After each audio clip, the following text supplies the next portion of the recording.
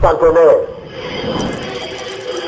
Le 6 avril 1921, papa Bandaki Mosala et les cérémonies mokomunene de Wokosala. Quand c'est ce que tu as dit, Baba, le 6 avril, sont commis à 100 ans.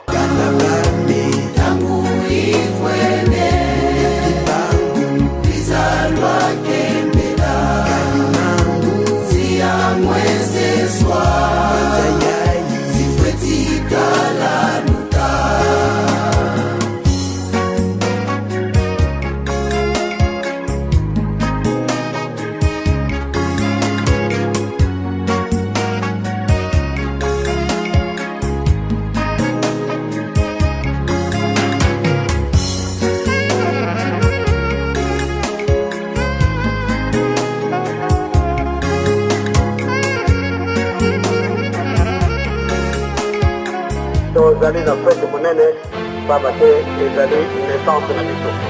Partenaire, Roger!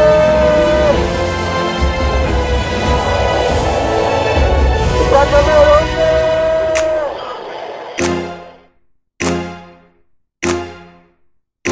Lamuka, Lamuka, Lamuka, Tata, Lamuka. Bote mingi balandia émission na biso l'ère du centenaire. Ndenge zali bo mesano na biso to pesa ki bino rendez-vous et to banda ko kutana to sport solo là na ba événement ele kaka na 1921 pour na année 2021 to kokisi 100 ans yango to nito solo là thème ele kaki na banza bolanda ki bino bason émission ele kaki de to lekili lelo na thème na biso ya à l'aube du centenaire et ya moto kutana kati ya masolo na biso na kosepela na présenté bido ba invité na biso to zakana biso to kokutana tout le temps na plateau nde to kobanda bongo na loboko na ngai ya droite na papa Mbote se présenter pour te bande ko basali kolanda ba meka koyeba yo même si batala ki déjà d'émission liboso n'empêche to sika ba rozala kaka ba yeba kaka kezana. Merci mais bon na moni ke makamo e bandaka na droite après le bon comme mobile c'est ça na gauche là ça votre peut-être on va na gauche après la droite bon il n'y a pas de souci ngai comme on a papa 6 malou nazali moko kati ya bandemi ya paroisse na biso ya Paris Dourdan et puis nazali moko kati na bandeko ya presse ya Paris Dourdan aussi metteur et plutôt acteur dans le groupe théâtral Kimbangiste. Voilà, je te quitte. Merci papa. Bon, te l'équipe Sima, demandez-moi si t'es. Tu m'as dit à papa, bon d'abord qu'elle a dit bonsoir. Le beau qu'on a mon bali, de te l'équipe à moi si. Dans le beau comme mon bali, le beau qu'on a à gauche. Papa se présenter pour Bandeko Bazali qu'on a d'abord et bon c'est vrai hein. Merci beaucoup. Baébi déjà mais bon, faut que se présenter quand même. Merci beaucoup. Maman Régine, Ngaï c'est papa Désiré Mbaki, un kimbangiste selon l'ordre divin. Na uta na likolo na kita na se elongo na nzambe. Et ben dis donc.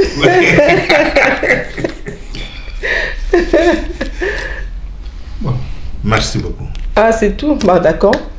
Ndenge to solo li to lobi te to solo la lelo thème ya à l'aube du centenaire.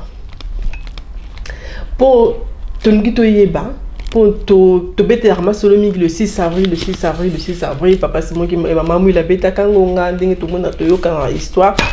Mais est-ce que ma solo nge banaka directement le 6 avril ou avant ezaki na makambo oyo ezalaki ko beta ma avant ou bien na tongo mon papa c'est moi la mukel bimbo. Moi sinon on a qu'une bête en batoba ya ba kokuta en fait et puis qu'est-ce qui pouvait être de différence dans ngonga na pour te bien ba ngonga beta bakana na pour na ko signaler ba heure na l'église des alaka na tango wana ko signaler ba heure mais différence ni ko za ngonga oyo il y a le 6 avril et tout me koye banane quoi c'était comment ça s'est passé comment. Oh, les après dans Binom Balé à Kokiniko Banda. En tout cas, cette fois-ci, je choisis pas. Merci, maman Régine, une fois de plus. Nengo Lobi Yango. Oroba qui thème ya émission na biso à l'aube du kimbangisme. Bato mosusu na français balobi babonga woni prenini préhistoire. Non. Na batongo ya kobanda ya likambo. Crépuscule, enfin. Crépuscule, voilà. Au crépuscule du kimbangisme. Au voilà. Donc, ndengo lobi yango mama Régine, otuni motuna na yo kitoko. Et bandaki ndenge nini, est-ce que papa Simon alamuki kaka na tongo alobi mama Mwilu kende ko beta ngonga. Après mama Mwilu atelemi akei ko beta ngonga. Toko zomo ntango ya kosona likambongo, mais ce qui n'a pas sa réponse, toko no ba etende na beaucoup c'est d'abord na bande kominga bazali kolanda biso ba kimbangiste lokola bano kimbangiste. Question wana importance nango eza nini? Lelo tokoloba etende ceux qui ba kimbangiste toujours se préparer pour na fêter le centenaire ya kimbangisme le 6 avril. Donc famille to libota ya papa Simon Kimbangu bako se préparer pour na fêter centenaire le 5 avril. Pourquoi le 5 avril? Pour Voilà. date le 6 avril 1921. Voilà. Parce que le 6 avril, Ndemokolo, Likambo ebimi na libanda. Mais Likambo yango o ebima ki le 6 avril na libanda. Et bongisa maki na pokwa ya le 5 avril. Na le pokwa ya le 5 avril, Likambo ngo bongisa emelaki na kati ya ndako, tata, mama, na bana misatu o bazalaki na bango. Tata vandisi mama bana bazawana ke lobby mama tala likambo ntango ekoki ya kobanda likambo le 5 avril tozana le 6 avril te yango na lobby ce qui l'église kimbangiste na ensemble nango eko célébrer centenaire le 6 avril mais na kati ya libota la grande célébration o babengaka la messe de minuit il y a la naissance de Jésus-Christ la messe de minuit du kimbangisme et ça les maquille le 5 avril. Il n'y avait pas tata songolo, oh maman songolo, c'était une question de famille. Papa Simon Kimbangu n'avait pas invité, oh non, on a besoin de tata Kingani dans le village que je connais qui est sage, ou bien non. Lui, sa femme et ses enfants. Vandi dege basolo la kiwana nde esika abongisa ki etende apesi responsabilité na mama o azali mwasi na ye ke lobi na tango kobima okosala boye. Donc explication okobeta ngonga okosala boye. Donc mama Mwilu na tango azo lala na poko wana il y avait déjà le kimbangisme en elle. Parce qu'elle savait déjà,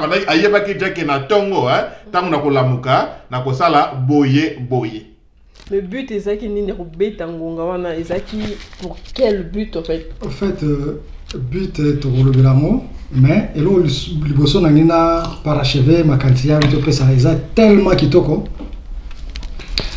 Ozomona à la veille wana. D'abord il faut voir que tozana année 1921. Donc 1921 est la période où d'abord na kati ya colonisation et puis peuple africain aza lokola ndenge aza leloté o tozomona ke ba mouvement ya droit de l'homme ezali ba nini ezali. À ce moment-là, la femme n'était considérée comme un rien. Et puis c'est dans un village. D'abord, na kati ya village wana papa Simon Kimbangu aza catéchiste protestant. Donc les aza catéchiste protestant, donc paroisse na bango eza na kati ya village. Et puis il n'était pas le seul catéchiste. Il y a azalaki nde chef catéchiste. Ouais. L'église protestante. L'église protestante, chef catéchiste. La mission baptiste. Donc ba catéchiste mususu pe bazalaki. Donc c'est pour dire que ndenge bazalaki na organisation na bango yanda wanzambe. Donc ce qui papa Simon Kimbangu bazalaki chef catéchiste, sûrement il y avait quelqu'un au chargé que non kingandi yemta beta kangunga yanda wanzambe. Donc il y avait quelqu'un du point de vue de l'église protestante. De l'église protestante.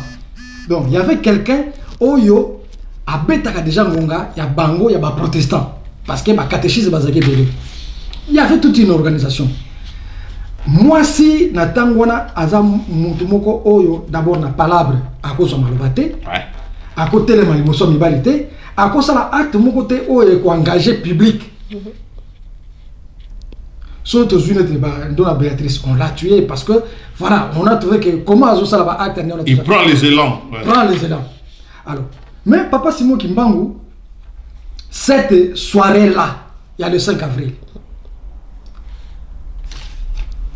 Alors, bete ngonga oko bete ayebisi maman Mouilou, oh ya ye Papa Simon Kimbangu ayebaka culture na bango. Parce que baza na même village, baza na même culture. Ouais. Avec la culture na biso, moi ça ko sala eloko côté. Mais Papa Simon Kimbangu azobisa moi si na yeke lobby okobeta ngonga.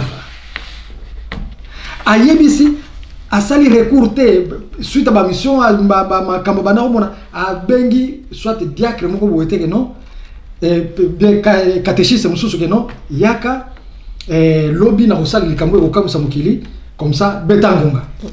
Donc c'est comme pour dire que na likambo yo Papa Simon Kimbangu anga osala ate yango en dehors ya lingomba o ya sambela d'habitude. Ouais, c'est ça en fait. Pour tout commander sika wana. Voilà. Parce que ceux qui abengi saka catéchiste kuna mbeleti lelo to lobango mutabeta ngonga nani catéchiste protestant kinga. Voilà.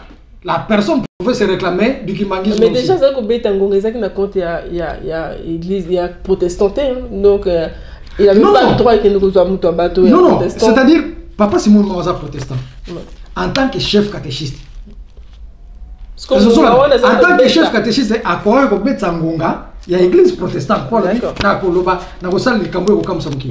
Mais ce jour-là, à Bengisima, à Yebsi Maman Mouilou, non à Betangonga, n'engue pas protestant par Betarayango. N'engue parce que Azana responsabilité, il y a Betangonga, il y a l'église protestante. C'est comme pour dire que et logo Papa c'est une mission sur Pesaye et ça tout à fait spécial qui n'a rien à voir avec l'autre organisation à part l'église protestante. Vous avez le quoi? Yami Bale et ça une forme il y a réhabilitation d'abord de la femme. Et puis et ça une forme et puis toujours que ça les cambo et ça la manakata ndako. Donc ti azoloba maman Moulou avant d'attenir Kobanda boni mwasi akende kosala musala yozoti na ngai. Ceux qui pèlent comme ozo baké et koningisa mokili. Mais pourquoi ne pas le faire yo moko? Ngana kosala ngo e kobanda ndenge nini naza mwasi. Et Papa Simon Kimbangu tu dois le faire. Donc ce qui n'a kobandé là et si capacité ça soukise à soukeli dans la nuit du 5 le 5 avril 1921 tant Papa Simon Kimbangu azali ko solo la na libota na ye par rapport à makambo ko sale malobi. C'est-à-dire azo faire eza façon ya ko associer bangote que non associer bino na likambo na ngai parce que quand on vous associe et qu'on la que non ngai na boyi na ngai yo kende na ndenge na yo totola non mais à la kisi d'abord que non na likambo oyo yo ozana kati ye azana kati bana bazana kati. Parce qu'on peut dire que non, Ali Kamboyo, dans le contexte de la colonisation, il y a pas Kamboye. Est-ce que ce n'est pas mettre la vie de nos enfants en danger? C'était pas mettre la vie des enfants en danger parce que les enfants étaient dedans. Bana Bazalaki na kati. Papa, si ça le bien le komoko awasusu, c'est important. Dans quelle époque, on a pas Simon Kimbangu Bazalaki catéchiste. Il n'était pas les seuls catéchistes. Ceux qui n'ont pas dans livre vert, il y a pas d'engin dans page 407 dans ligne de correspondance il y a bateau bandeko mususu bazaki pe lokola ba catéchiste n'est pas quoi na kamba o bandaki ko bazalaki lokola sima ya Papa Simon Kimbangu tozana papa Ntima papa Kuyowa papa Mbadila oyo yebi ba kombo bazaki pe ba catéchiste oyo ba bimaki na mission bems na vula mais bazalaki na nkamba. Mais c'est bazali ko encourager Papa Simon. Non. Après que tout se comprend d'abord les différences et ça les marqué d'abord. Le culte protestant ou bien le sambo en tant que catéchiste protestant et bandaki koleka chaque dimanche. Donc mukolo yenga ngoke bandaki kobeta na tongo bakei lo sambo. Mais la particularité ya liboso est que ngonga ya papa Simon Kimbangu ya liboso et beta mukolo dimanche et beta mukolo ya mercredi. Le mercredi 6 avril 1921. Ngonga d'abord et Kamusi Bato. Voilà. Ngonga. Non, mais ça n'a pas ngonga. Et puis, ça veut dire quoi? Ça dit quoi? Ça dit quoi? Le symbole, il y a cloche, Nabamboka, et ça a une signification ébélée. Mais parmi la plus importante, tout le temps, ce qui veut dire ngonga et bêti, c'est que c'est un appel. Batuboya. Soit ça pouvait être le chef du village, le duc du village. Moutou qui fait sonner une cloche pour n'a pas par rapport à une communication. Soit mundele moko mukozi mundele moko azoya aye komi na mboka na biso batu boya mbango parce que il faut que luka batu ba sala chipoi ou bien chipoi za wana batu ba utaki na mboka boye ba komi na mboka na bazoya pe ba continuer parcours ndenge banda ko zala parce que na batu ba administrateur belge banda ko tambola za banda sala ba relais batu ya mboka boye ba zuiye ba memiye ça tout ça qui la communication té. Donc chef du village a la surpris oh délégation moko bimi kuna qui po ezo ya kuna donc bato ya mboka balongaki kuna eska ba uta kitang ba comme ils vont se limiter dans l'autre village. Donc la village va ba comme il faut pas en relais mais ça peut arriver que bato baza na zamba, ça peut arriver que bato bazo lala nanu, ça peut arriver tout là. Donc chef du village akoki ko betisa soit ngonga ba mettre des alaki belé soit des alaki na otebenga kampungi ba ina système moko ya corne ya éléphant hein. Donc, Moutou Azana Ndakuta Moyoke Loko Wana. Donc, parmi, alors, il y avait d'autres qui utilisaient les cloches. Mais, Ngonga, il y a bêta dimanche.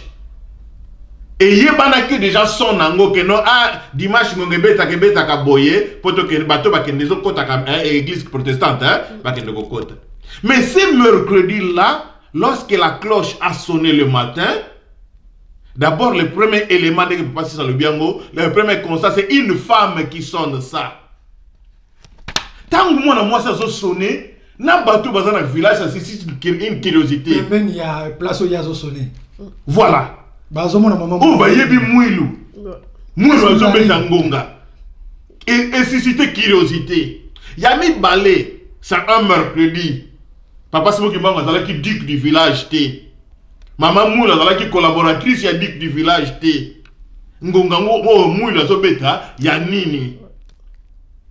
Et loko ya misatu. Ngongango sondenge beteli. Et beteli lolenge e betaka dimanche te. Même au digi a beti ça. Oh bien au denge dika betelaka et yebani déjà et beteli dengue wanate. C'est une autre façon. Ça dit ça suscite une curiosité. C'est une folie de Mouilou. C'est quoi? Ah donc t'es tout pour ça. Ah ouais écoute, mais mon gars mais Mouilou mutabeti ngonga kuna. Mais nini chose nini. Donc les gens voilà, Batu Bazoya avec beaucoup de curiosité et ça nini. Parce que les gens ne sont pas habitués à ces sons de cloche.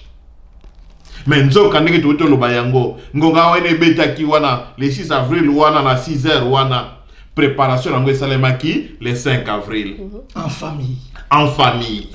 Vous tiens action en famille. Ni bonum koloba par là en fait. Très bien maman. En famille. Très bien maman. Il y a quelque chose qui se... J'ai envie de savoir quoi. Pour vous tiens la action en famille. Maman, Rogine, tout le monde a Kango, même na bateau baza ba marié. Tango maman kumbi zemi. Azotungisa mitungisa tout le lobi tango akobota mwana monani batu mingi tango bayaka maman félicitations maman vraiment olongi etumba maman boye tout là mais souvent babosa na kapeke tata za pembeni Poli Kambouana pour essayer mabongo batu mibale batu basali yango c'est très capital les tata il faut peut-être éloge de gloire donc pour nani toujours insister dans les Kambo ya libota parce que l'église qui bangi c'est ça le ko la moana o ya bota maki le 6 avril lelo akokisi 100 ans mais moana ngo lelo tata si bo ki mangu moto abota moana wana biso posa ezalaki etende to le baka yango malamu tango tozo kumisa tata si bo ki mbangu tokumi sape ke babota ki ye longo na maman Mwelu. Na éviter ceux qui doivent comprendre. Je suis d'accord. Et que lelo na mwana oyo akozoko ki sa santa ou abenga église kimbangiste. Il faut tango nyonso makanisi na ye zala kakeno ah tata azawapi mama azawapi. Mais à ce que et je tata sache, na maman c'est cette famille là. Mais à ce que je sache, t'es mon collègue lelo maman Mwelu azane sikanaye moto oyo a contesté que et c'est quand maman Mwelu na likambo azate hein. Donc là, c'est vrai, maman de bien aussi une question aussi, c'est une question vraiment importante. D'apparence, maman Mwelu, elle est célébrée. D'apparence, dans le milieu d'Abisso. Mais lelo maman tuna kimbangiste dans Nzela. Même la Belgique quand même va reconnaître que il y a un Kassilanda Kassité. Landa Kassité. Ouais. Lelo na kati ya lingomba na biso tokomona tel représentant wana zalaka mokonzi monene na église kimbangise c'est un pasteur wana kuna boye wana kuna papa Simon Kimbangu na papa Simon Kimbangu azali molimo mosante. Quelle est l'identité de maman Mwelu dans l'église kimbangiste ou bien pour ne pas parler dans l'église, dans la communauté kimbangiste? Ça se limite pas la maman Mwelu. Quelle est la place de cette famille au jour d'aujourd'hui dans la église kimbangiste? Maman Régine, pourquoi dans le bel yango boita dans le bel likambo ya place ya libota wana? Maman Régine, nzete ceux qui étaient les mis et so nzete wana ça ebota kasa mbuma kitoko. C'est un manguier, ben ça fait des bons fruits, voilà tout là. Mais sachez-le que ceux qui étaient wana so bota mbuma, c'est grâce na ba racine ou eza na se eza caché. Pour yango mtuzali ko alimenter. Ceux qui ont colon étaient au monde étendait nous étions dans la kitoko boye mais ces racines aussi ils ont dérangé mir nanga yandako angana linga kanzete za na racines belé te ne zomo nango lelo boye libotango pe baleki belé bango nyoso balingi basala ne totola. Pourquoi? Parce que bozo se contenter na ba fruits. Vous ignorez que ceux qui bo kati ba racine wana bo appauvrir nzete. Ça veut dire quand nous parlons de la famille dans ces contextes là, place oyo tata Simon Kimbangu achaki bango na le 5 avril wana lelo il fallait normalement lingomba ou bien la communauté et il va toujours qu'on préserver cette place là parce que d'office eza lokola ba racine ya nzete oyo soki lingombe ko tombwana soki lingombe ko kende boye soki lingombe to boye ke nzete wana ba feuille séché, ça dit racine moko monani ebimi libanda basala kanini to luka filmer to couvrir yango mais biso pose comme nini racine wana bi libanda sa gêne to kata yango elongo racine wana nzete biso oyo nzete to yebela ko kaka racine principale, tous les autres racines qui se créent il faut coiffer ça tout là, il faut qu'on longola yango, on n'a pas besoin de ça, on appauvrit l'arbre. Donc maman Régine na koloba ndenge kaka papa alobi soki tozo consister na likambo wana eza pona nini, c'est-à-dire ebandeli église kimbangise eza na forme moko boye yango ebandeli o eza différente na mangoma mosusu. Exact que papa Simon Kimbangu que papa Simon Kimbangu na les 5 ou les 6 avril wana na tongo akende na mbanza ngungu et pas administrateur ko senga autorisation bien nzundu ndenge ba musu balobela kango que non na lina sala lingomba bo pesa ngai autorisation ya nani nazwa statut soit nazwa nini lelo ni nani donc permis ya fondre lingomba non. Il n'y avait même pas un problème, il y a côté la administration dans l'air wana non. Mais ce total est bien fait Ezaki pe lingomba de Nathan wana, est-ce que Ezaki déjà église? Mais justement il y a moi toujours kende. C'est-à-dire leur papa Simon Kimbangu azo tinda parce que les 5 avril coup de toujours là parce que yango moto quand même le 6 avril. Mais la situation commence même avant. C'est-à-dire les camo et ça qui est le 6 avril et monana famille wana ibanda déjà ko subir makambo ezali te tata nkolo sozo bisaye asala musala donc de propager la nouvelle. Donc, l'ingomba est fongwama. À passer dans les preuves, que famille kaka bat bazo sibir biloko wana. Secret na bazo sibir et puis bazaba acteur na kati ya makambo wana. Toujours par exemple, papa Simon Kimbangu na tongo ya mois de mars. Mois de mars. Non, na kati ya buto plutôt na mois de mars. Le 18 mars. Le 18 mars. Kolo so bise kende na zamba boye oyo nokuta makambo zo sala makuna. Papa Simon Kimbangu se réveille. Est-ce que maman Moulou ayebaka te? Ayebaki. Vous comprenez? Mais maman Moulou a komaki déjà le la complice. Azalaki déjà complice. A komaki déjà complice ya likambwana. Parce que ti akima l'air papa Simon Kimbangu azoka voix zoloba azomona papa Simon Kimbangu azoloba yemoko akoganga bimili banda batu ba yeme nini? Azobanga azo kansake mobali peut-être la beni liboma ou bien azomona su ba bilima su kindeni. Tout s'est passé dans la maison. Alors, les recommandés qui na niveau, à outil déjà Kinshasa, makambo esimbité, à Zongi, maintenant na Boutouana, il faut qu'il y ait des bandoki na Kimiala. Donc, la femme était au courant, à Yébike Mobile dans Razobima, pour na Likamboui. Donc, une autre femme pouvait dire non, trop, c'est trop. Oye komike obima na kati ya Boutou, okene na Zamba. Non, en tout cas, Libala moi écoute non. Écoute kaka, écoute. Avec les femmes d'aujourd'hui. Écoute kaka, puis yo gangabande qui yo nani. Non, même les femmes de ce temps-là, elles sont pas supportées. Oui, mais justement, ça dit papa si illustration ça l'aime vraiment très bien. Parce que dans une bonne maison, dans une bonne famille, bon, les femmes d'aujourd'hui, mais même il y a quand même des familles où ils disent mon père a pas qu'un 3 heures. Mais 3 heures avant, on va laisser à Ken Moussala. Tant que maman parle la moquée, bon, ça m'a collé au Kenan Moussala, ou bien, voilà. D'abord, généralement, ouais.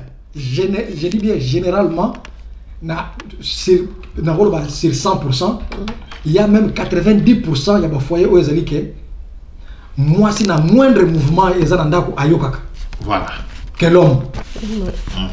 Vous comprenez? Donc, là, papa, c'est moi, je vais d'abord, tozo la nana histoire na papa si mumangole la moki papa qui sologele o fongana la ndayo ti papa qui sologele la zoloba voilà c'est que maman moulo ayebaki et pourquoi papa qui sologele la tingami mais ake quand même c'est sûr que peut-être maman moulo parle baki non azo tungisaka kene na yekaka mais côté nazo kene na sikoto sala nini vous comprenez donc comprenons un peu les solo ezalaki wana butu wana ezakindeni les autres enfants Balamou qui peut passer voilà. Grand frère Azolinga Alanda papa. Tata pourquoi grand frère Azolinga Alanda tata? Parce que il y a l'un de messages, il y a papa qui sur lequel épée où elle a expliqué ma cambo yabo mandolo alobia qui a très bien que yé banda bomo nataki toujours collé na tata. Banda bomo nataki toujours collé na tata. Donc tata na butu à l'amour qui il faut qu'une opération. Et puis quel genre d'opération? Mais l'enfant Zomora au bouton n'était. Mais il a confiance. Mais nous sommes maman Régine, papa 6, et je faire voir Bissoké. C'est une histoire qui c'est. Bien qu'on parle à l'aube du 6 avril, mais et je me dis que les Cambouana bandent pas Yehouti. Et ça là que les Cambou, il y a les familles, il y a les Bota.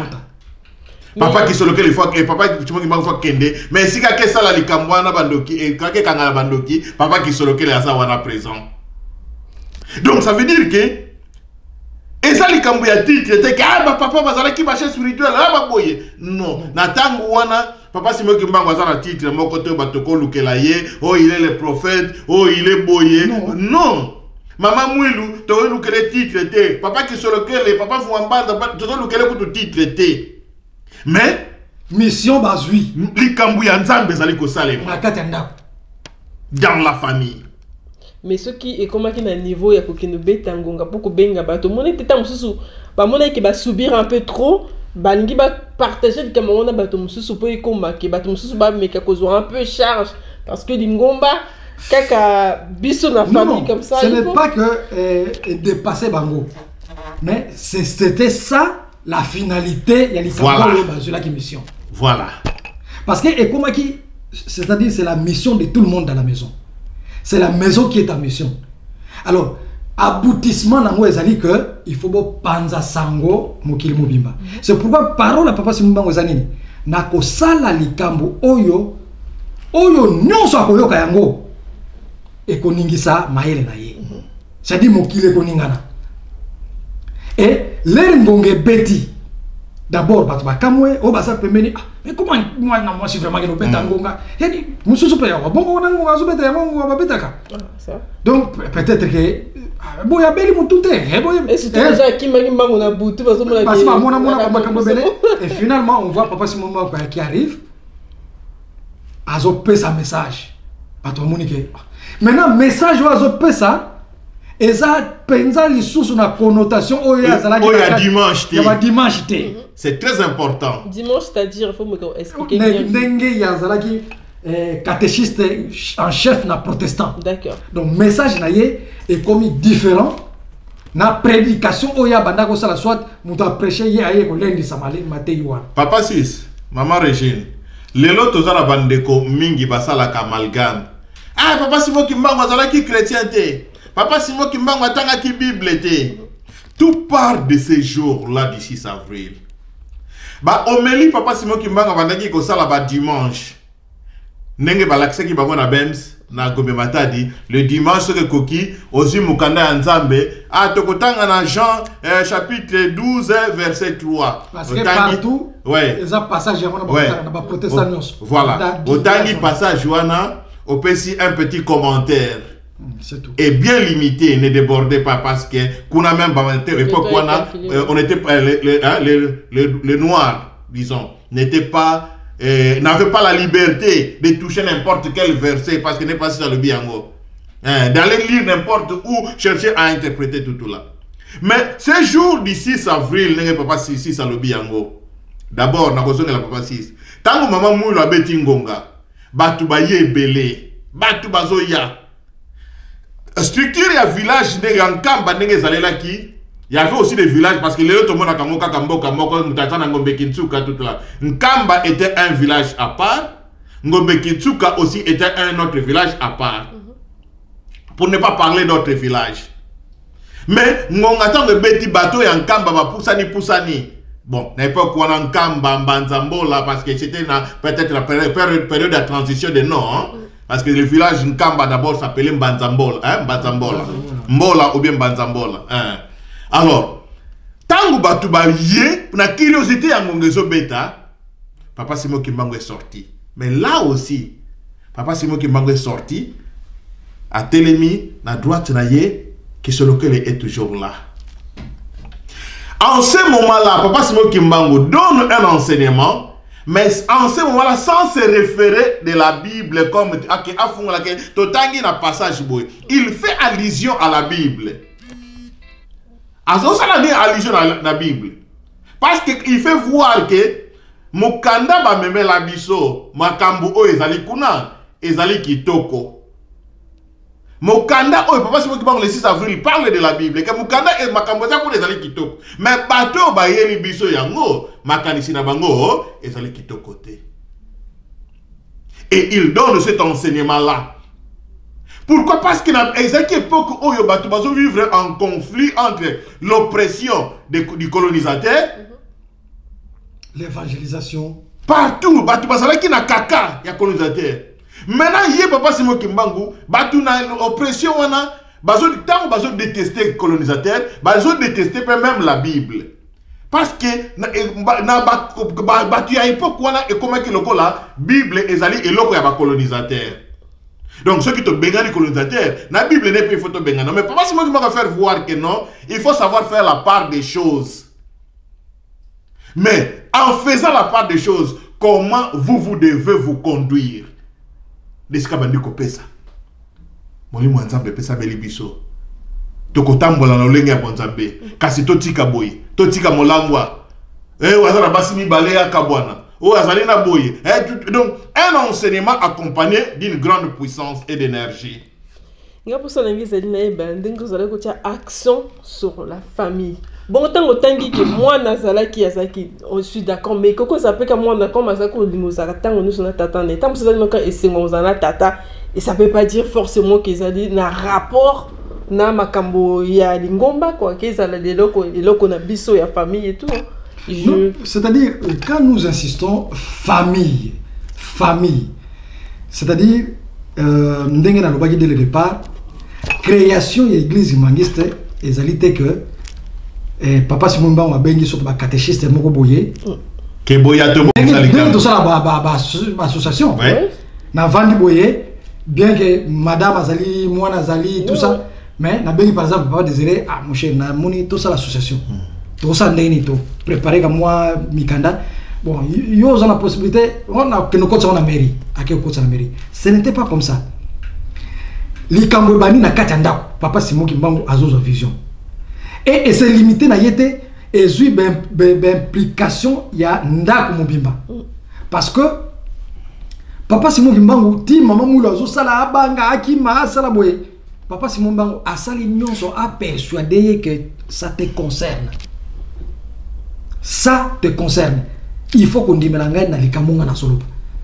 Et papa Simon Kimbangu lera ke Kinshasa akimi Kinshasa par exemple pour na voix ezolanda tout ça akia ça la commerce balwa boye simbate tout ça azongi même réduit ce qui est concerné maman moulouté il pouvait se dire en tout cas yo na voix na yo parce que natangwana maman les autres solo bango facilement koleso abanda yo kanaye papa Simon Kimbangu azolo ba tout ça mais vivre yango et pas na yo na ndaku mobile no lo ba yemoko mais azo sono koleso mtazo ba mais non ça peut arriver que maman la ko lo ba que non na lokola na tango ne zalaki esprit ya zabulo peut-être bankuyo bato bazo côté là yi ozomona mais maman Mouilou bien qu'il y ait une nouvelle, il y a passé au mobile à me lier, mais à se résigner quand même. Bon, à la veille, le 6 avril, tant que ça y est, responsabilité. Mais c'est une responsabilité, on va appeler ça qui est.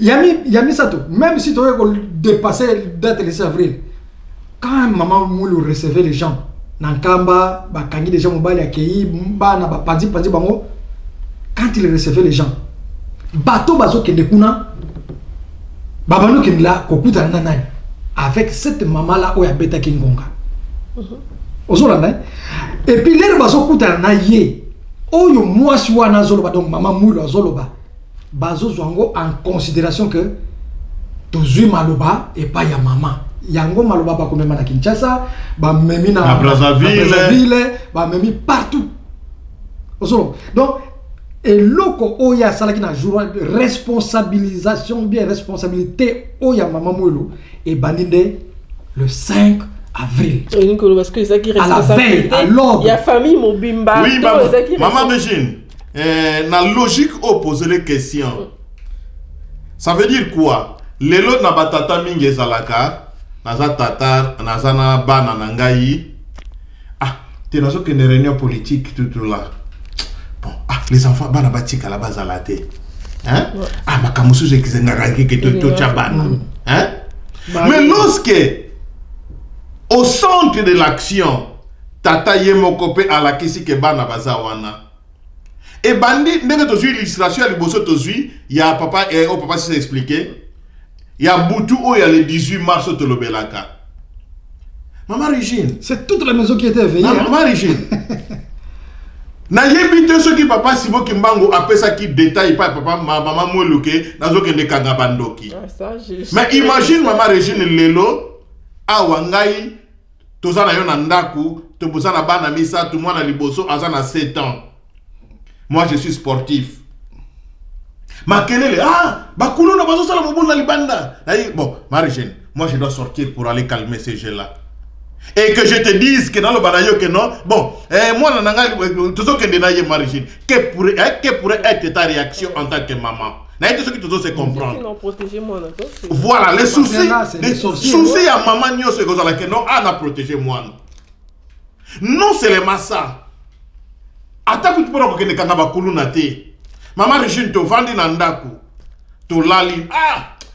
Papa si ça benginga il faut que aider parce que à ça accident elle a aidé na butu tout là. Bon, ce que moi il y a qu'à toquer de tout là c'est ça.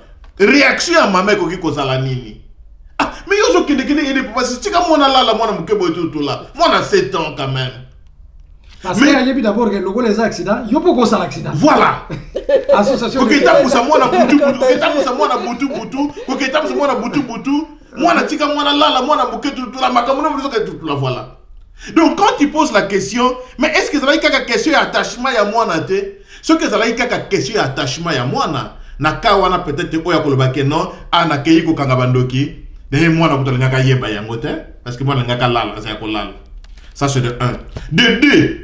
Ce que ça va qui peut quelque likambo ya attachement ya moi na ngai lelo il faut na banda musala na ngana te ya batutu tout là. Lobake maman gardez bana. Mais si l'enfant est toujours là à côté, ça veut dire que l'enfant est dans cette affaire. Et puis bateau ba yaki liboso ba mona ki déjà que l'enfant est dans cette affaire. Il y a eloko moko to la kisaka mingi l'église qui mangiste aussi est important. Le même 6 avril na tongo papa sibo kibango atei sima azokende zando. Azokende zando. Akati si alonge mbanza akei na ngombe kinsuka mama Kiantondo ngati wana bandaki kobela. Papa sibo kibango akoti na ndaku asalisiye. Akei wenze. Na retour mama Kiantondo afandi na barabara azozela Simon Kimbangu. Mama Kiantondo azali kotombokela papa Simon Kimbangu. Ndenge nini maladi onga na nyo komi na ngota mulai batu nyo so bagi o basali saka baye bazo sali maladi zo silate kaka yo yembala moko oya ko ko kalmala c'est que yo yeba kili kamuna maladi nanga oyo tutula lilo bawana esepeli so papa Simon Kimbangu te tangu mama Kiantondo azali ko loba makambo wana mama ya papa Kiantondo batu ya ngombe kinsuka bazala kiwa pi c'était là ba mona ki ke mama Kiantondo abe kili tangu mulai mais attitude ça de moi de la papa Simon Kimbangu za malamote on l'a pas empêché. Se comprendre. Mais lorsque papa Simon Kimbangu a landi malobawana alingi a réagir envers maman Kiantondo, cet enfant qui sur lequel il encore a joué un rôle. C'est lui qui est venu s'interposer et pas Yatata. Moi, il y a 7 ans. Qui est venu s'interposer et pas Yatata naye. Tata laisse. Donc, a empêché que Tata a agir sur maman Kiantondo. Négativement. À agir négativement sur maman Kiantondo. N'importe chose de se comprendre. Parce que le rôle de la famille et des enfants, ceux qui ont capitalisé à moté, nous mettons en danger le kimbanguisme. Tout se comprendre très bien. Ceux qui ont capitalisé rôle ya famille ya libota wanate banda le 5 kobota banda le 5 à toujours à kada les 5 avril na lobby tilelo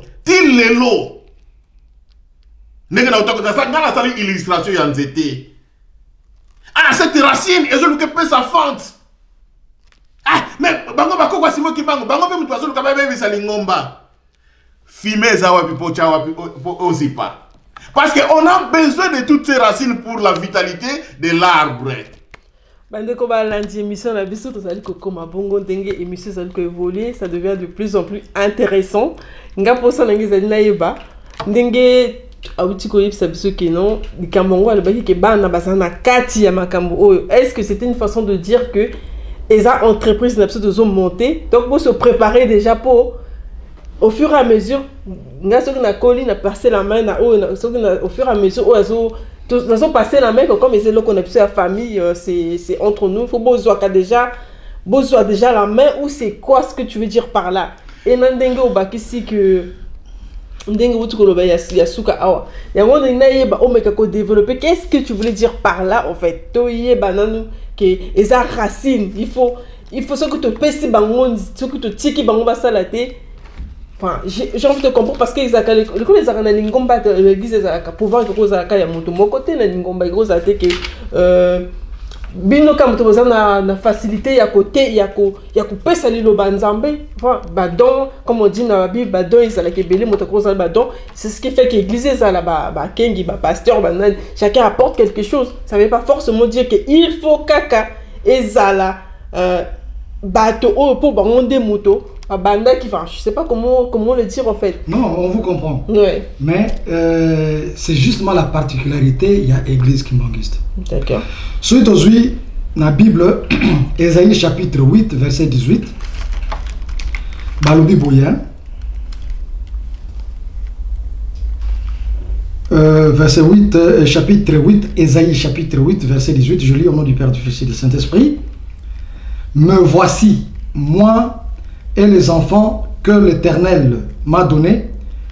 Nous servons des signes et des présages en Israël de la part de l'Éternel, le Maître de l'univers qui réside sur le mont Sion.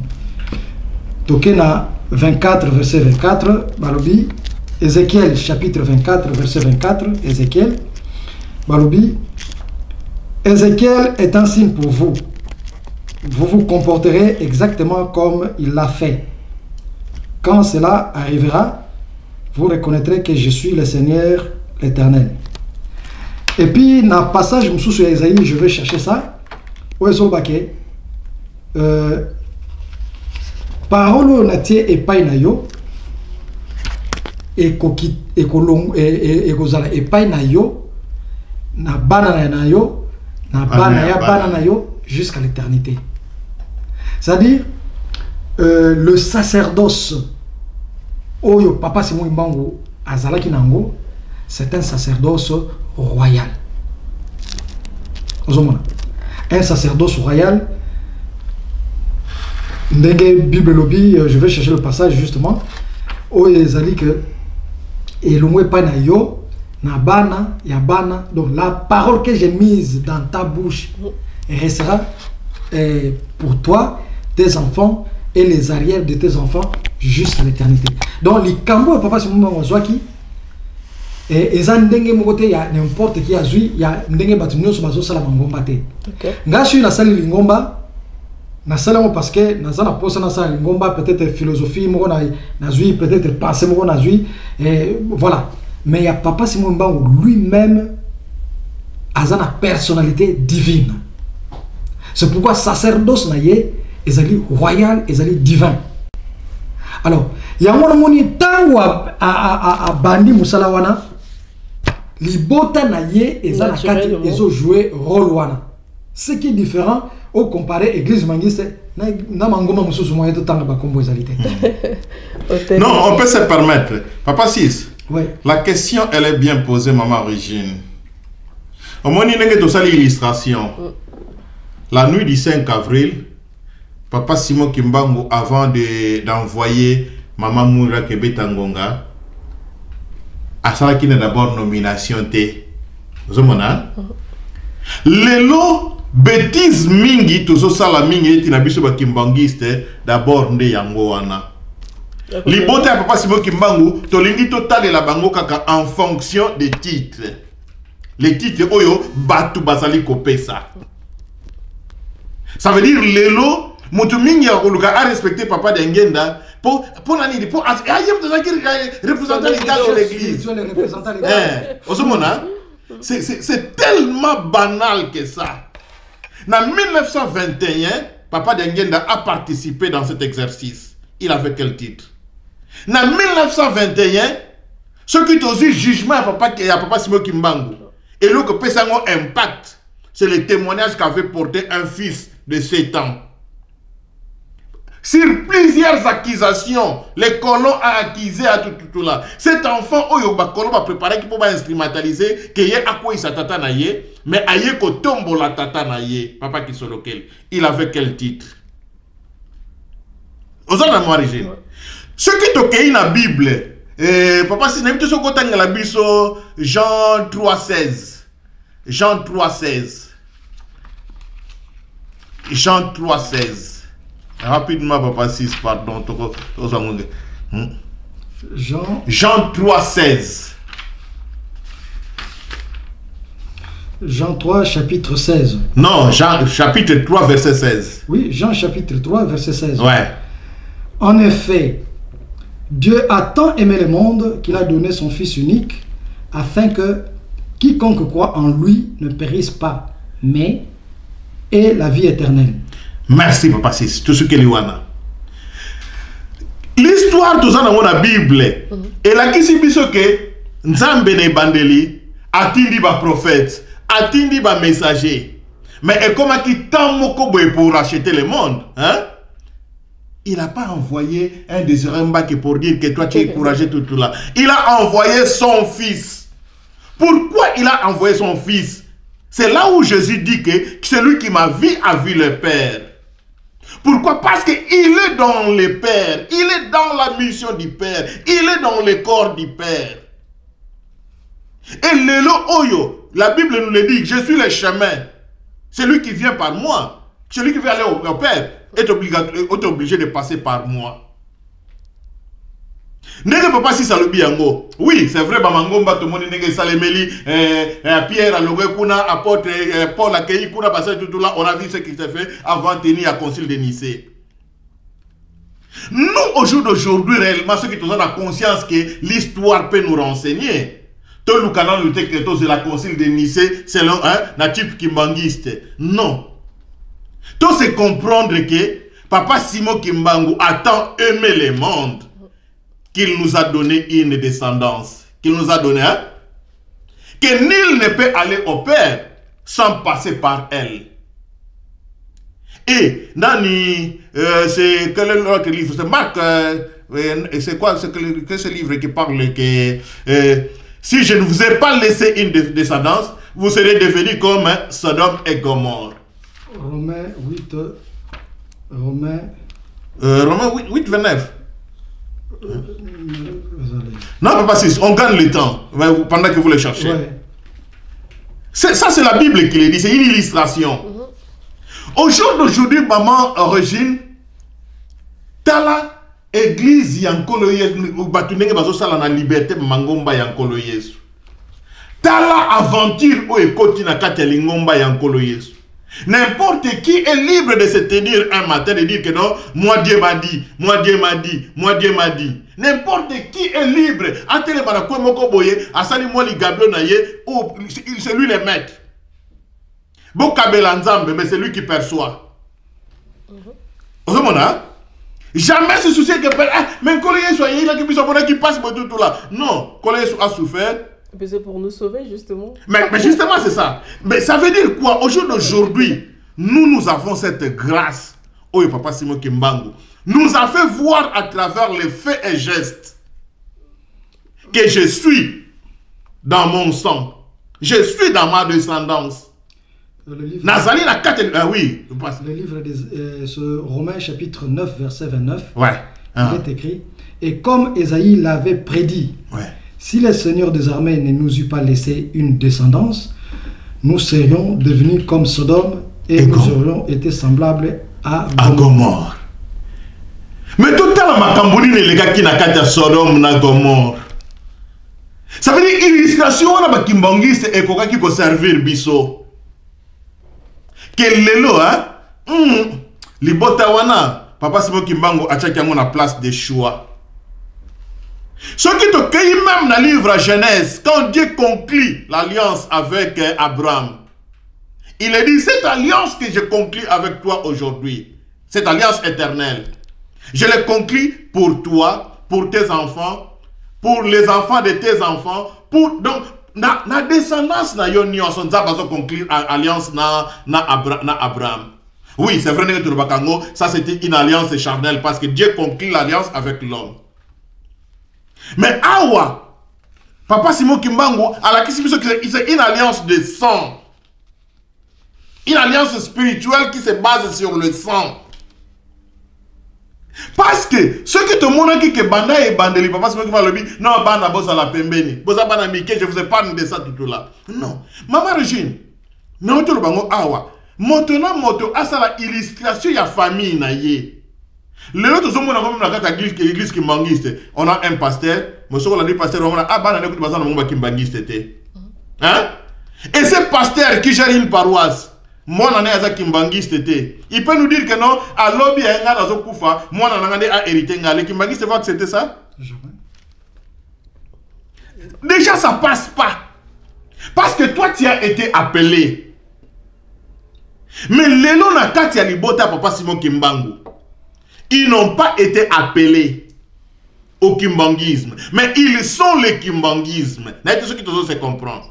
Ils sont le kimbangisme. Maintenant, vous qui avez... qui appelé... Maman Régine. Ce que vous avez une illustration, il y a un zété de sali. Et ça, le coup là, zété ya manga, manga moko boti wana ya mbuma ya kitoko. Mais na se nzete yango tellement que e vanda penza musisa moko bima mabele botutula manga likolo zo ba nga soki na kweli musisa wana na kopasuka bokata musisa wana vanga na koya tous les fruits tiennent invité yoye bakobuka yo bale yo ke tutula. Donc maman illustration na ce qui to sali yango kitoko to comprendre bien que ce qui to zui le kimbangisme libota ya papa Simon Kimbangu ne yango mte sali base lokola ba racine yango mte ko pesa vitalité omoni moko elo pesa pasi na bato ezali nini tozui papa Simon Kimbangu abani musala un moment bakangi papa Lisolo les relégué partout et bakangi ba disciple mususu na ba population oyo babanda pe ko na papa Simon Kimbangu batindi bango en relégation. Donc na retour na bango en relégation mingi bazan esprit ya nini ke bana wana bayebaka makambo to banda osa na tata na bango te biso ndeto ko lakisa bango makambo yo basengeli ko sala. Vous comprendre hein? Tu t'imagines que bato bazali na papa Simon Kimbangu bazo tuntuka yo oye na liboma atielo boko obiki oye na maladie bo lepre atielo boko obiki oye na toutes sortes de maladies ezobika l'herba kei kuna pe ba kei bazo biki basali ici. Vous comprenez? L'herba bazo zonga siko ba yebike ba wana tutika bango moko azaki na 3 ans 5 ans 7 ans mususu na zaki na 7 ans. Maintenant l'herba zongi boye avec l'espoir que le rythme d'antan maintenant to salango en liberté donc voilà toute liberté en liberté ba ko mona papa Mfumalongo asali dispensaire combien des années après non ça dit bango relégation de 1921 ba quelle relégation bo ba kufarate me ba biki l'air bazo zonga baza toujours l'esprit ndenge babanda ko sala na papa Simon Kimbangu il faut ko tuntuka ba malade bazoya bazobika maintenant ba ye l'esprit wana mais ba ye ko kuta papa Diangenda oyo asangisi bandimi pour ba travailler bango bazo zela ke abenga bango comme ça basala ba incantation wana une équipe vraiment ba yela ka bango bata malade voilà oyo kuna basali boy wana ba mais au moins bazaki prêt pour travailler dans papa Diangenda mais attendez Bamona papa Diangenda asali dispensaire et créer choc. Moutaye mkama malade boye tata nazana attente abi que non on a la ça tala. On se comprend. Bamona non papa Diangenda asali si dispensaire à Liboso. Et petit si mabako. Mingi o ba sepela na Kambola te ba kotizamba. Pour faire quoi? Ba keko sambela ba funda papa Diangenda na Mfumu Kimbangu donc na papa Simon Kimbangu oyo bango baba ndako se que non en toi kotoyo mouvement baby voilà baby si makambo vous comprenez voilà c'est-à-dire pour eux c'est-à-dire ils voient en papa Diangenda toujours le petit enfant et que ezali kamuna yete parce qu'il y a ça qui moi na muke donc une autre personne qui est en dehors ya voilà vous comprenez. Alors, l'air baké sambela neona papa Simon Kimbangu akezo kaka papa Diangenda mwana o bango bazomona mwana ametala ba tunayo ba yeko funda yo. Mais ça c'est la première illustration dans Zokende. C'est-à-dire cette histoire là où est passé dans l'air ya papa Diangenda, c'est même aujourd'hui. C'est-à-dire tous bateau bazali que leur papa Diangenda azalaki bazaki soit ba collaborateur na ye soit bato bazaki penza ke na misala nyonso Zokende oh kunzulu bazana ye oh boy oh bino ngai mayele na ngana tiake pa na bino koreke ye oh ye bino bozali boye et pas donc il se voit que donc tous les secrets de papa c'est nous Faki ceinture na ngai ba bi ke tous les secrets de papa c'est nous et je te dis nkanda ndombe ba bi ke donc et puis papa les raso sur parce que la politique paye à enseigner na papa Diangenda zali nini donc il prend tout le monde Donc mutu nyonso azo mona ne pas na ye comme si yende mutoza le mieux aimé na papa. Et toute chorale trouvait que biso de tozo contenir ba grand secret lingomba o papa pesa ka biso. Alors maintenant, les tozo comme la période yo, les gens commencent à oublier que li bota wana ezana katia message o ezana katia Bible que la parole que j'ai mise dans ta bouche ezali pona yo bana na yo na bana na yo jusqu'à l'éternité. Les gens commencent à oublier croyant que bango bazali en dehors. Ça dit papa 6. Dans la logique que l'obéissance maman Régine a posé des questions. Lelo batu mingi bazo sala amalgame na ndenge ni batu mingi bazo luka bazo likambu ya nzambe na ndenge na bango. La lecture c'est laquelle? Lelo batu mingi soko tuni bango balobaka que non d'ailleurs papa c'est moi qui manque bana na tika ki bango bana mike tout là. Allez batu musu bakibaki se musu pour argumenter balobaka. Au monité papa c'est moi qui manque va kende ayambaki bango akayambaki, c'est-à-dire on dirait que papa c'est moi qui manque aurait fait une cérémonie sur les enfants tout là. Ces jours-là pesa ki bana boy tout là. Non. Ndenge pe lelo tozali komona yango ata na biso na kata église ki bangis, oui bité papa moi na boy yende mutu basala ki boy. Oui bité moi na boy tout là. Cette affaire, il faut un bon enseignement sur ce qu'on appelle les alliances. Dieu, il établit une alliance avec Abraham. C'est-à-dire, moi na oyo, il y a Abraham, le autre en 2021, moi na oyo kobota ma 100 ans après, Abraham a gozalate, mais cet enfant fait déjà partie de l'alliance. N'a pas besoin de comprendre. Voyager na papa partout. Tout le monde qui parle dans la banque, mais ces enfants font partie. Ils étaient déjà dans le père. C'est comme ça. Donc l'exercice.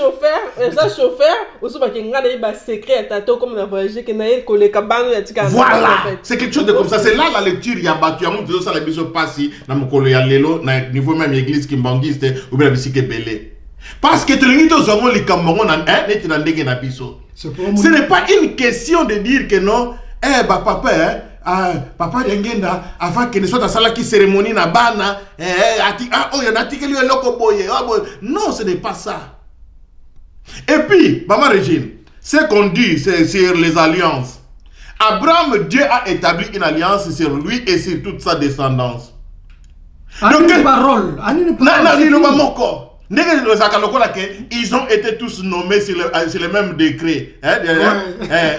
Décret présidentiel est bien nommé. Il y a un ministre, il y a un ministre, il y a un ministre. Il y a un PDG. Donc ce n'est pas à toi de me révoquer. Donc,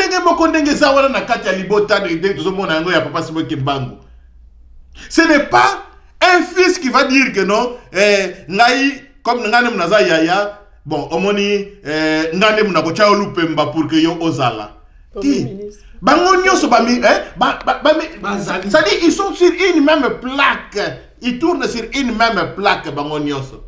Ce n'est pas à un père, même les d'exclure un enfant ou bien un neveu. Non. Ce que ce monde a pour ça que l'église doit travailler pour préserver cette famille. Doit travailler pour préserver cette descendance. Doit travailler pour l'évolution parce que y a que longola ezalité, il y a que coiffer ezalité. Tu es pipé na comme beauté ça quand même parfois ils en a moins dans le bosé belé na libota mais ça na moins na moko pendant Zambé atia et les monnaies qui moi na wanande ba misusuté eza quand on a preuve pour na ko bandenge ya lobi que oyo waneza makanisi ya bato mena bon Nzambe za ndengona te. Donc, chaque papa, je dis bien chaque papa, tous en êtes les lots, chaque papa Simon Mbangu, Azali, église. Voilà, ça c'est là. Vous comprenez? Parce que, les Kambwe Bandi Nandaku, chaque papa Azali, église. Si bien que les lots, papa, dis ça bien. Chaque papa, c'est un Simon Kimbangu. Voilà, c'est un Simon Kimbangu. Or, Simon Kimbangu, c'est l'église. Parce que les lots, ceux qui, tous les papas, na nombre bazali lo, on aura ce nombre là. Maboke ko salema partout. L'église Mangis. Maboke.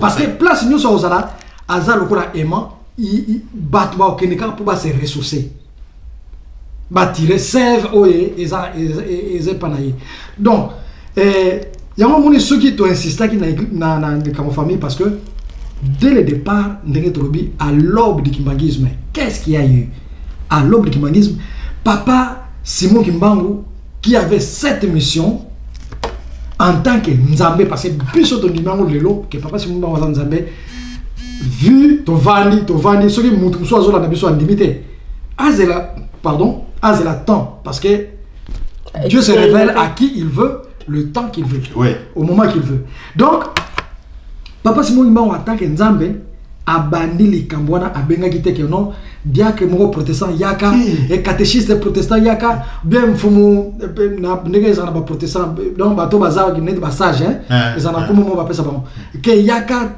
tala lobby likambo kolo so de rajanga mais na monika photo salango alors bino bo tiapwa non tout bête d'accord papa c'est la famille papa c'est on parle de la famille maman Regina te poser question encore. Oui, on croit que c'est la famille, mais Nzamba zalaka pe mona na libota moko, aponi mwana moko, hein?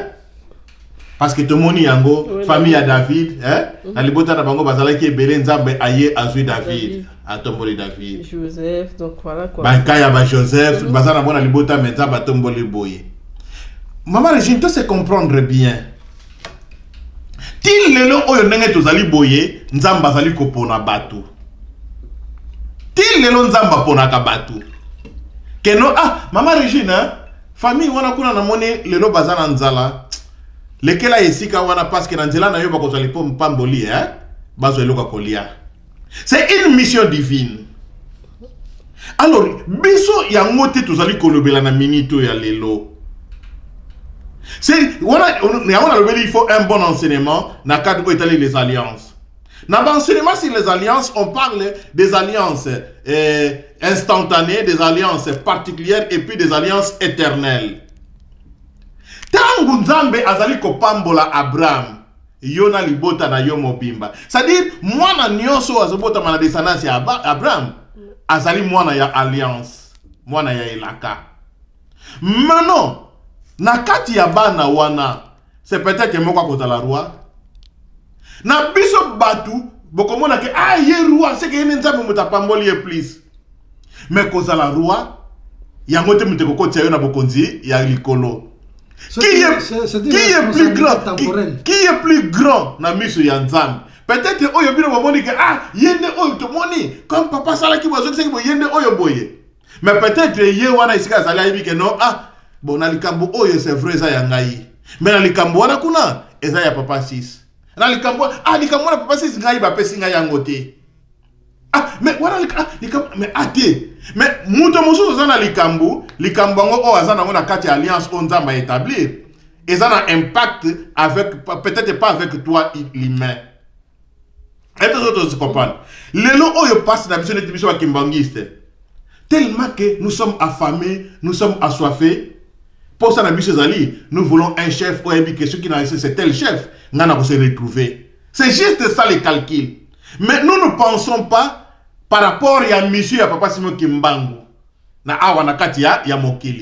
Si nous raisonnons en fonction de ça, nous allons lui dire que non, non mais, tous ont construit pèse le nabiso, moi, si, loko, il y a mon ça, ma forme, ceux qui nini. Mais ceux qui bozangi si moi loko, figure na bino eko simbate réalité tout ça na monde yango wana réalité tout ça na monde yango wana Maman Regine papa Simon Kimbangu ayeko sikola mokili papa Simon Kimbangu ayeko kangola mokili papa Simon ça dit quoi lelo ceux qui tozi papa Simon Kimbangu qui a nazali chef de l'église nenge bache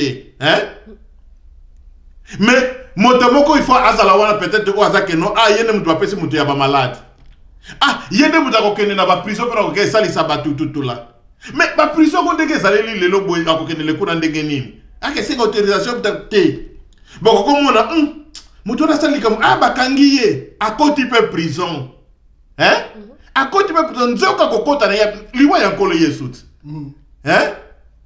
tina ya liwa ya nkolo yesut za kinini. C'est à travers la mort que Christ est allé visiter les gens qui sont dans les séjours des morts. Pour libérer Bango. C'est à travers la prison que ceux qui sont dans les prisons seront touchés. Mais Batu Boko Ganga, mais or à travers acte wana. N'est-ce quelqu'un m'ensemble bezali ko salemela. Donc, yamona utako loba awa, total la yamona nenge ya mokilité que tout ce qui brille est de l'or. Non. To luka, to mi kiti ça. Yo, nous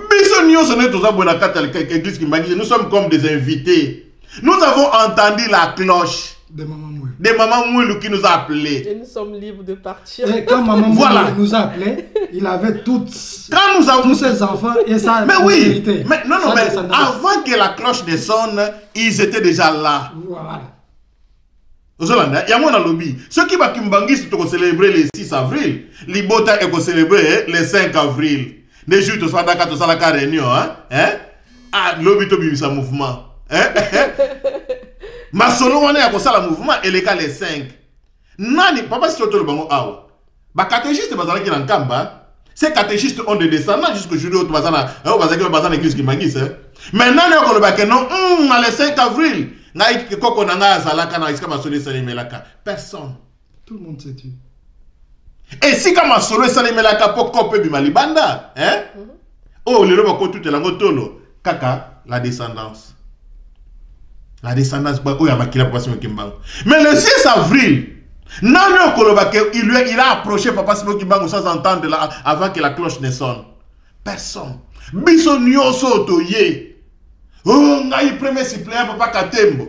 Oh, ngai kuna ce qui représentait Yasika nini. Ngai boye. Tu as entendu la cloche. Et cloche on attend muto yoki yango, motona moto ayeli na ndenge na ye. Musu soye kaka na curiosité pour maman moula bona moi sabeti to ngonga. On appelle ya humilité accueilli. Mususu aye a tellement na yoki ngonga ye mais lilo ba papa so kimbango kangiye. Donc tous nous avons entendu la cloche mais lorsque nous sommes venus, nous avons trouvé déjà des gens qui étaient là, cette famille. Mais comment toi qui as été appelé par la cloche, tu es arrivé, tu trouves les gens qui sont là? Et tu veux déjà chercher ordre de Katiwana. Tu ne trouves pas que c'est excès de courage, maman? Donc, bref, les Kamba Papa Simon Kimbangu, il y a tout un mystère dans Kati. Donc, deux fois, d'abord lui-même, Papa Simon Kimbangu, Azali, Mouli Monsanto. Donc, tout ce qu'il peut créer ne peut avoir que de mystère. Alors, comment yo oza kutu muntu aza na puissance spirituelle sur ma casité soki na ran ya papa Simon Kimbangu pe libota na ye mais okoluka o foulé ba pied pour o pesa leçon na nana donc je crois que bah il faut ça la très attention. Il faut tout ça très attention parce que ndenge titre ezali ya émission lelo à l'aube du kimbangisme. À l'aube du kimbangisme. Alors bango to expliquer ndenge makambo bandaki e bandaki na libota. Lelo peut-être c'est mon abiso ko zala ndenge to présenter émission yo à l'aube du kimbangisme. Et c'est mon abiso ko zala ke bato nyonso ba kimbangise nyonso ba ganga ba réclamer unité à libota du centre. Voilà. Et c'est peut-être lelo e ko ya ba kimbangiste ba ganga ke non libota ya papa Simon Kimbangu baza les sika moko donc le 5 avril eza journée na bango. Non seulement ko ganga bon c'est net le masolo balingala mais même ko exiger yango ko déplorer partout parce que maman Régine pourquoi nous parlons de la famille yo docteur bango peut-être moi na ko kangana kaka mais imagine papa Simon Kimbangu azaki na bana misato que tango bana wana bakoli. Ah déjà, papa de Guin dans le but que non, à moi cette affaire ne me concerne pas. C'est le Yonde Yayam qui est attaché à Tata sur ce concert. Au jour d'aujourd'hui, il y aurait eu toujours des kimbanguistes. Mais bateau et le Banga va combattre les kimbanguistes, on va dans la facilité. Quel est le sérieux que vous allez accorder à cette affaire pendant que même Banana et Moko, hein, ils sont pas là. Tu vois? Ils ont négligé ça. Tu vois? Ils ont rejeté ça. Voilà. Donc, les lots bateaux, tu peux vivre bien à l'église. Ça que Bakoka Simon Kimbangu basa la kuna ba longa kuna. Bazo changer état le liabatu par rapport à cette affaire. sans qu'ils s'en rendent compte. Mais ça pouvait être différent, ceux qui étaient bako quand on va décider qui va boire que ça le recop. Et tel les lignes sont différents, ceux qui ne comprennent pas que bateau. Donc cause on ça bateau. Maintenant ceux qui va décider que notre tigre n'a pas ce cop. Et les sont différents alors. Non, mais justement c'est là où nous sommes. Yango na tolo ba awa.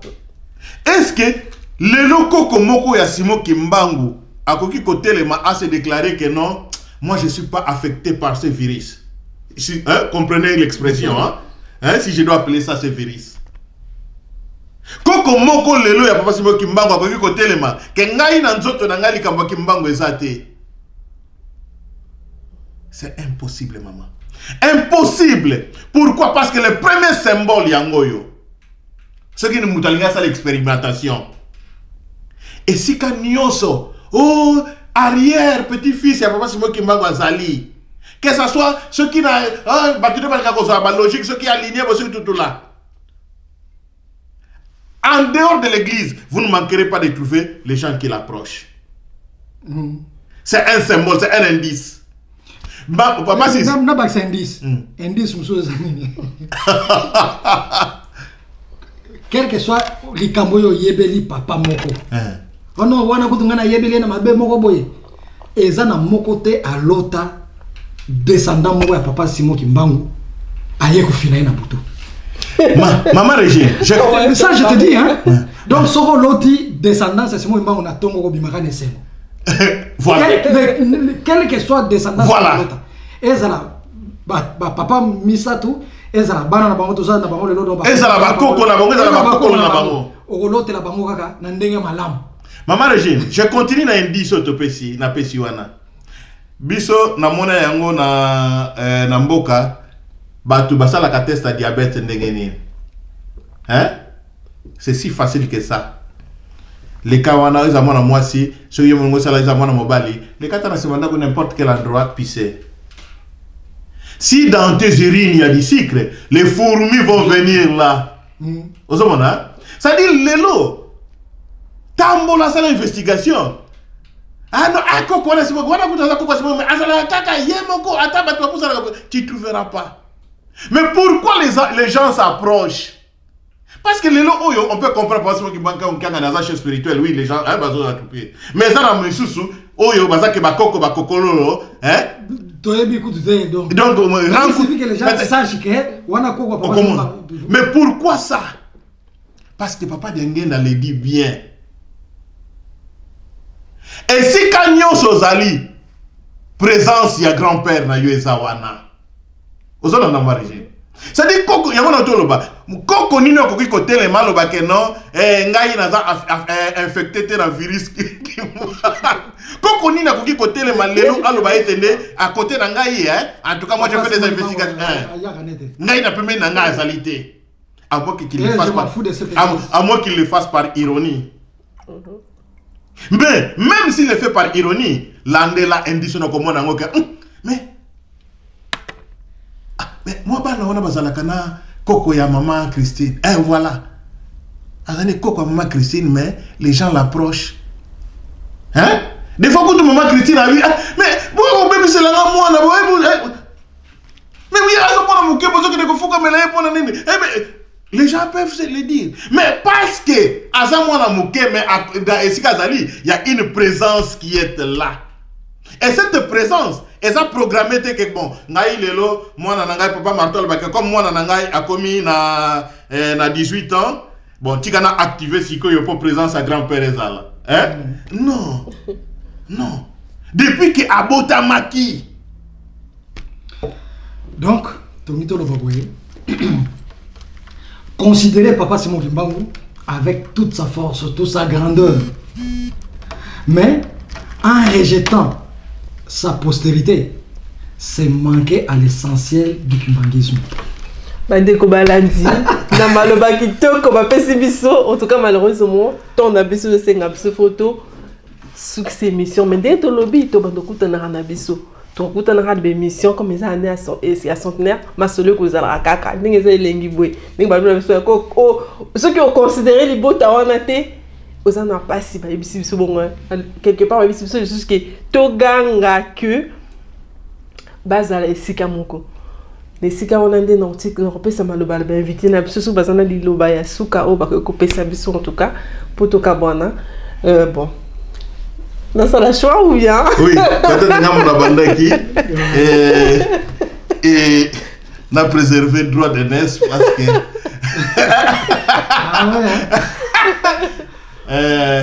merci bandeko bazolanda biso ndenge tolobaki yango totondi bino na babengi biso na émission ya la fois passée tosalaki ndenge mpe tozali kosolola objectif na biso eza kaka moko lelo lingomba na biso ezokokisa 100 ans lekembangisme ezokokisa 100 ans mwana ya 100 ans kozala ndenge nini donc tozali kopusana kaka masolo oyo mpe alingi abakisa kiti pembeni na biso nakanise kozala nango malamu mama Régine nakanisa obenganaka bato te je pense ah ouais donc mama solo parce que pour ça na biso ete moi tolobeli lelo likambo ya le 5 avril pour na nini pour toluka te faire voir la place de la famille parce que biso bakimbangi c'est nous qui avons entendu la cloche c'est normal c'est les 6 que nous avions entendu la cloche oui mais maki biso mais tu reconnaître quand même que bateau les 6 les 5 bazaki na masolo donc babilo kona mingi to taka ngombe za kate tant aussi peut se payer l'option ngonga te de ba fo masolo to kiena biso mais ba mo tikala wana voilà bango ba kotikala c'est ça quoi en fait po bango o moni ndenge babita ka ngonga wana ezaki risque hein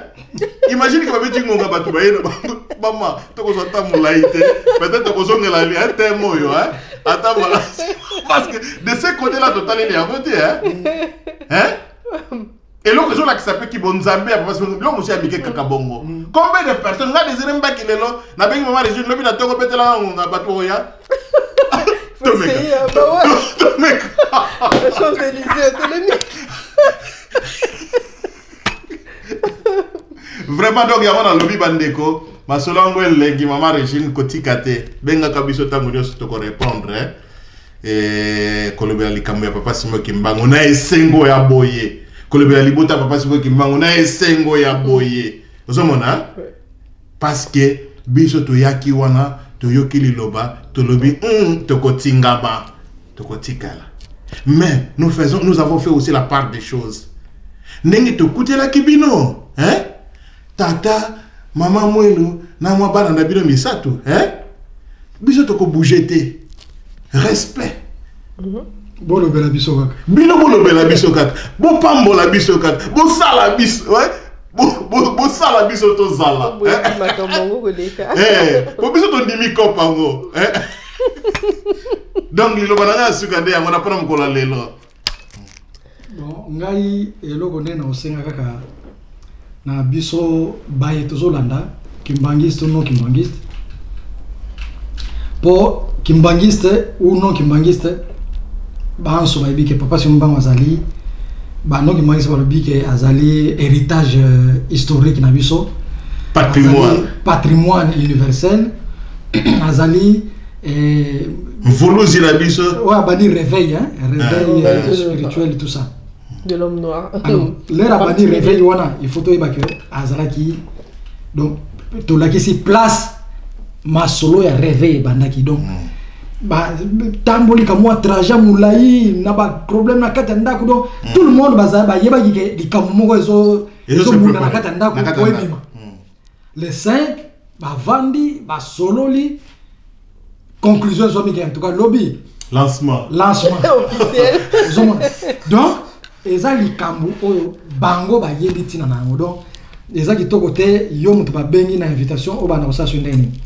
Et puis alors on a aussi un biso banso to landi so to sepeli penza na émission ya mama Régine tozanga ko cliquer et abonner te na place abonner bo s'abonner émission titre na ngozali heure du centenaire bo s'abonner et puis à part ko s'abonner on est tapé na moi ngonga mo zali wana pourtant nous so ya ko émission comme ça bo mona ke émission zali wana et puis to partager pe pour masolo boye esengeli bato mingi ba yango tout ça pour Hélène Sabiso amen na mais pas si c'est vraiment le but que au bazola na ko s'abonner ba boye les co-retour pesa hein malamu mingi ce que moni que non mais moi souci moko moi question moi boye ata na commentaire ndenge bande ko so sala ngo ha o tenga na ko linga bo expliciter sika boye ngana ko linga bo évoluer na axe boye toza wana soki pole bike nasala ndenge nini mpona ya kokota na mesa wana contacter maman Regina kotala yango komona ndenge nini soit totiki coordonnées na yo. Donc voilà. Merci. Merci d'inviter. Je vous remercie en tout cas merci mingi. Cliquez, aimez, partagez pour ma solo et yeba. Tu dis que comme papa c'est moi qui m'engue le bon partout. Pas tout bengi boluzi, bengi voilà. Ça va dans tous les sens. En tout cas, vous partagez pour vous que la vraie version, pas vraiment comme on dit bandaka. N'est papa jangi na comme que sur livre nae. Donc to kopesi to kabona na mokolo lundi to kutani Nicole Koya na ba émission allez on se dit au revoir.